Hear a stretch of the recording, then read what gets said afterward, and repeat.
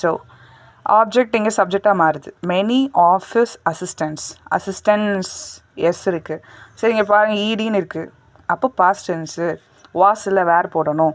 Assistance இருக்கிறதுனால ப்ளூரல்ங்கிறதுனால வேர் போடுறேன். அதே அப்பாயிண்டட் வருது by the manager. That's all. First question. Second question, you are making a cake now. ING இருக்கா? RING, are making, present continuous. Cake எழுதிட்டேன். கேக்குங்கிறது singular, அதனால் S போட்டிருக்கேன்.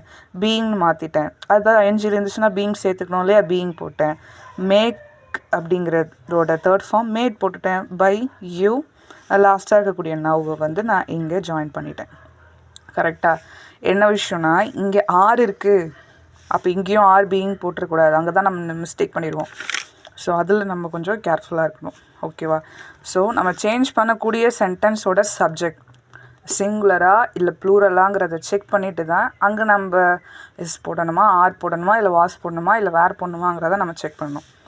இது important. That portrait was painted by my grandmother. ஆக்சுவலாக இது passive வாய்ஸில் இருக்குது. நீங்கள் இதை வந்து என்ன பண்ணணும்? ஆக்டிவ் வாய்ஸ்க்கு மாற்றணும். கரெக்டாக? ஸோ ஆப்ஜெக்டாக இருக்கக்கூடிய கிராண்ட் மதர் வந்து ஃபர்ஸ்ட்டில் போடுறாங்க. So my grand mother.